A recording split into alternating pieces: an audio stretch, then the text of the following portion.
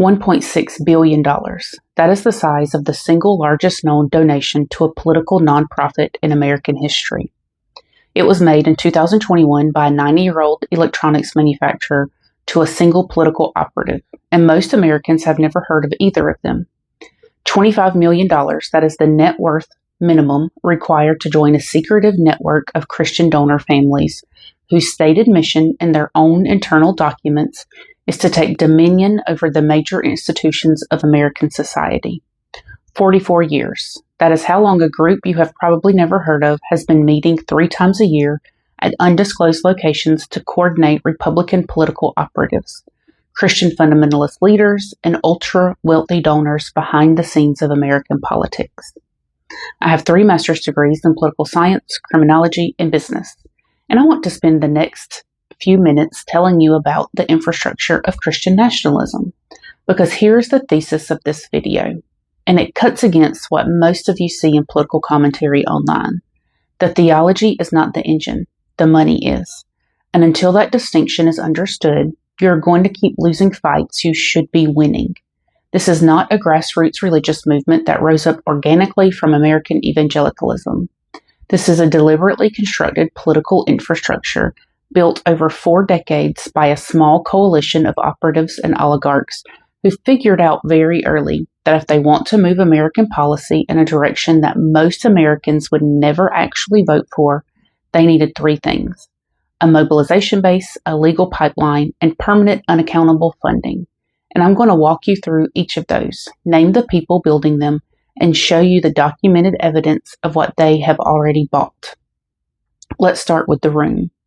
In 1981, a group of about 50 Republican operatives, evangelical leaders, oil executives, and gun lobbyists met in a Washington suburb to coordinate what they saw as a long-term counteroffensive against the social and political changes of the previous 2 decades. They called their coalition the Council for National Policy.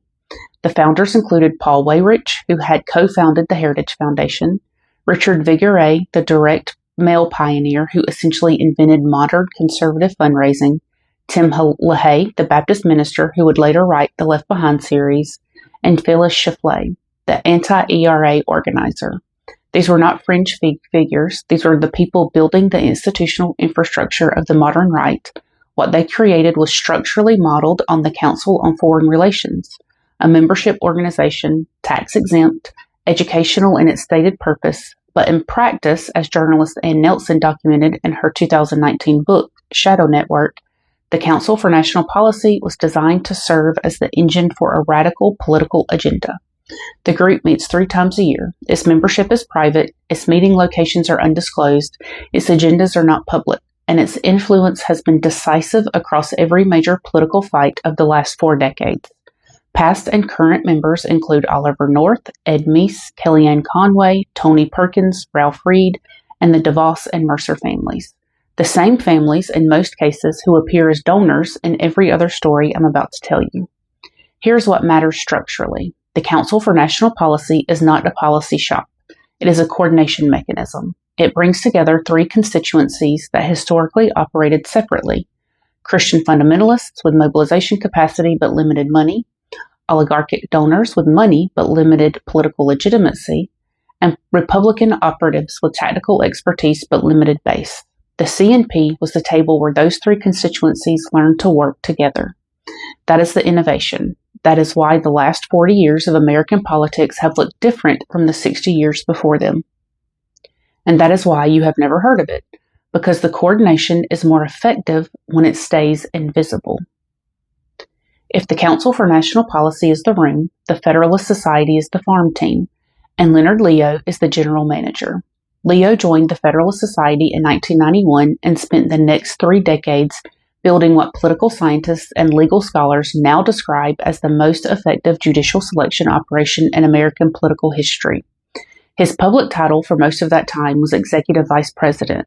His actual function was identifying conservative legal talent at law schools, cultivating them through clerkships and faculty positions, and maintaining a pipeline of federal judicial candidates ready for nomination the moment a Republican administration took office.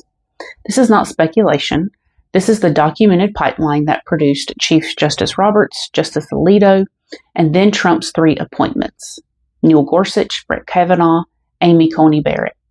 Leo personally advised on all 3 selections. He was, by every credible journalistic account, the single most influential non-elected figure in the construction of the current Supreme Court supermajority. And then, in 2021, the scale of his operation changed. In April of 2020, a nonprofit called the Marble Freedom Trust was quietly created. Its founder was Leonard Leo. Its structure was a trust rather than a corporation, which meant it had almost no disclosure requirements. Its existence was not publicly reported for over 2 years. In February of 2021, a 90-year-old electronics manufacturer named Bar Side transferred 100% of his ownership stake in Trip Light, a Chicago-based surge protector company, to the Marble Freedom Trust. The trust then sold the company to an Irish conglomerate called Eaton for approximately $1.65 billion. Because the donation was structured as a gift of stock to a non-profit rather than a sale, Side avoided roughly $400 million in capital gains tax. The trust now had $1.6 billion. It was run by Leonard Leo. It had no disclosure requirements. It had no expiration date. And it had almost no restrictions on how it could spend the money. This was reported in August of 2022 by the New York Times, ProPublica, and The Lever, working from independently obtained documents. Campaign finance attorney Brendan Fisher told ProPublica that, to his knowledge, it was entirely without precedent for a political operative to be given control of that much money. What does $1.6 billion buy? It buys everything the infrastructure has been building toward: judicial selection, state Supreme Court races, attorney general races, legal advocacy organizations, think tanks, media, voter registration challenges, issue advocacy, all of it undisclosed, all of it permanent. And here's the part that should frankly unsettle every American regardless of partisan affiliation. The Marble Freedom Trust is not subject to the will of voters, the limits of campaign finance law, or the oversight of any elected body. It is one man with $1.5 billion and a 40-year track record of using money to shape the federal judiciary. That is not a political fight, that is an infrastructure problem. And it is a problem with no expiration date. In July of 2024, ProPublica and Documented published a joint investigation based on leaked internal files from a group called Ziklag. Most Americans have still never heard of it. I need to change that. Ziglag is an invitation-only network of ultra-wealthy Christian families. To be considered for membership, your net worth must exceed $25 million. The organization has approximately 125 members. Members include the Uline family, who made their fortune in office supplies, the Green family, who own Hobby Lobby, the Waller family, who own Jockey International. Ziglag's annual revenue in 2022 was approximately $12 million. Its stated goal in its own internal documents is to take dominion over the 7 mountains of American society: government, education, media, business, family, arts and entertainment, religion. This is the 7 mountain mandate, the charismatic dominionist theology I have covered in previous content, operating as a billionaire donor network. And its advisor is Lance Wallnau, the Texas-based charismatic preacher who has publicly and proudly called himself a Christian nationalist. In the leaked 2024 operational documents, Ziklag was running 3 named projects. The first was called Steeplechase. Its function was mobilizing voter turnout through churches. The second was called Watchtower. Its function was rallying voters around opposition to transgender rights. The third was called Checkmate. Its function was funding so-called election integrity groups whose work, according to ProPublica, included efforts to challenge and remove more than 1 million voters from the rolls in swing states. Ziklag also funded Alliance Defending Freedom, which is the Christian legal advocacy organization that led the litigation strategy that overturned Roe v. Wade. In internal materials, Ziglag's leadership claimed a hugely significant role in the 2020 confirmation of Amy Coney Barrett. None of this is speculation. These are documented, leaked materials published by 2 credible investigative outlets. And Ziklag is only one node in the network. The DeVos family, whose wealth is estimated at around $5 billion, has spent decades funding the project to move public education funding into private and religious schools. Betsy DeVos served as Trump's first Secretary of Education. She has publicly stated that her goal in education policy is to advance God's kingdom. Her brother, Eric Prince, founded the private military contractor Blackwater. This is a family executing a multi-generational coordinated project. The policy outcomes have followed. 8 states now have universal school voucher programs: Arizona, West Virginia, Iowa, Utah, Florida, Arkansas, Ohio, and Oklahoma. Billions of dollars in public education funding are now being routed to private and religious schools, in most cases with minimal accountability and no obligation to serve all students. The Supreme Court cases that made this possible were not organic disputes that happened to reach the court. Espinoza v. Montana Department of Revenue in 2020 and Carson v. Macon in 2022 were both engineered. The plaintiffs were selected, the legal strategy was coordinated, the advocacy groups bringing the cases were funded by the same donor network, and the justices ruling on them were placed by the judicial pipeline I described earlier. This is what coordination looks like. Donor groups fund the legal groups manufacture the cases. The judges they placed rule in their favor. The policy agenda advances, and public resources get redirected toward private religious ends without the public ever voting on it. I want to step back and look at what this infrastructure has actually accomplished, because I think once you see the policy record laid out end to end, the scale of what has been built becomes much harder to dismiss. Start with the Supreme Court. 3 Trump appointments, all advised by Leonard Leo, produced the 6-3 supermajority that overturned Roe v. Wade in 2022. That ruling was not the end of a policy dispute. It was the beginning of an expansion. The same court has since weakened the Establishment Clause in Kennedy v. Bremerton, expanded public funding eligibility for religious schools in Carson v. Macon, and redefined the boundaries of civil rights enforcement in 303 Creative. These are not isolated rulings. They are a coordinated program. Each case was selected for strategic effect. Each was funded by the same network. Each built on the last. Move to the states. Project Blitz is a set of models drafted by a coalition of Christian nationalist organizations that has been quietly distributed to state legislators since at least 2015. Frederick Clarkson, a political research associate, has tracked identical or nearly identical bills appearing across multiple state legislatures in the same sessions. This is not coincidence. This is coordination infrastructure. The anti-trans legislation wave of the last 5 years, the abortion restriction legislation of the post-Dobbs environment, and the parental rights legislation targeting school curricula have all followed this pattern. Model bills drafted centrally, distributed to friendly legislators, passed in coordinated waves, defended in court by the same legal organizations, moved to elections themselves. The voter roll purge efforts I mentioned with Ziglag's Checkmate project were not an outlier. They were part of a coordinated election infrastructure effort that also includes True the Vote, the Conservative Partnership Institute, and the Eagle AI software project associated with Cleta Mitchell. Again, these are not independent grassroots efforts. They are funded through overlapping donor networks, coordinated through shared legal and organizational infrastructure, and defended by the same advocacy groups. Move to media. Ann Nelson's central argument and shadow network is that the collapse of local journalism over the last 2 decades was not passively exploited by the Christian nationalist movement. It was strategically filled.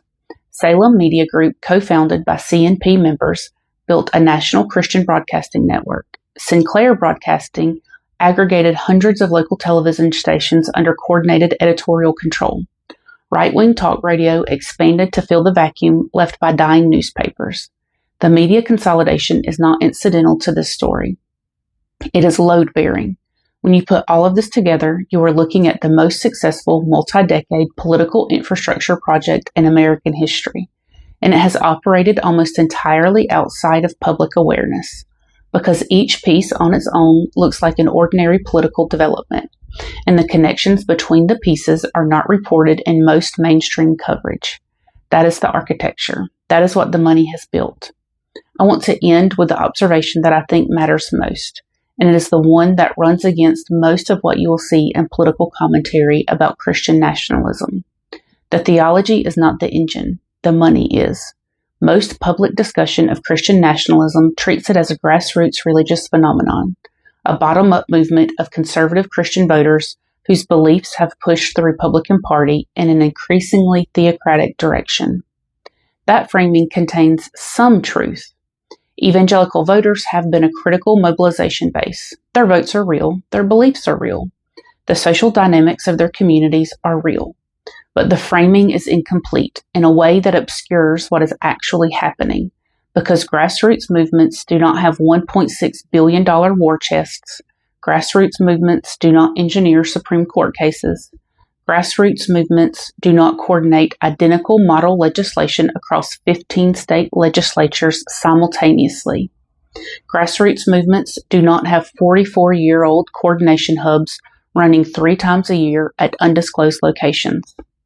What I have described across this video is not grassroots. It is infrastructure, built deliberately, funded deliberately, coordinated deliberately, by a small coalition of operatives and donors who figured out very early that if they wanted to move American policy in a direction that most Americans would never actually vote for, they needed to build something that could operate outside the accountability of ordinary democratic processes.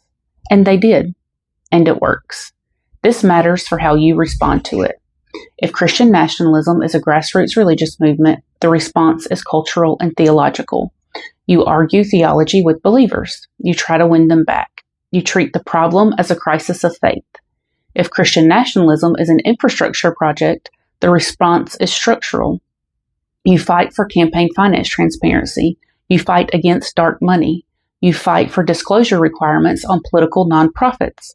You fight for voting rights. You fight for Supreme Court accountability. You name the donor networks publicly. You cover the coordination. You treat the problem as what it is, which is a decades-long political project executed through legal and financial infrastructure, not a spiritual revival. Most of the people in evangelical churches are not writing the checks. Most of them have no idea that this infrastructure exists. They are the mobilization base, not the architects. They are being used. The distinction matters, and it is the distinction most political commentary refuses to make, because it is easier to fight a culture war than to untangle a donor network. I grew up inside evangelical and Pentecostal spaces. I know the people in the pews. They are not the enemy. They are in many cases being exploited by a movement that uses their real faith to advance a political project they did not sign up for, and in many cases would not endorse if they saw the balance sheet. The balance sheet is what this video was about, because until that balance sheet is named, until the coordination is visible, until the money is tracked, you're going to keep losing fights you should be winning. Not because the other side has more voters, because the other side has more infrastructure. That is the argument. That is the end.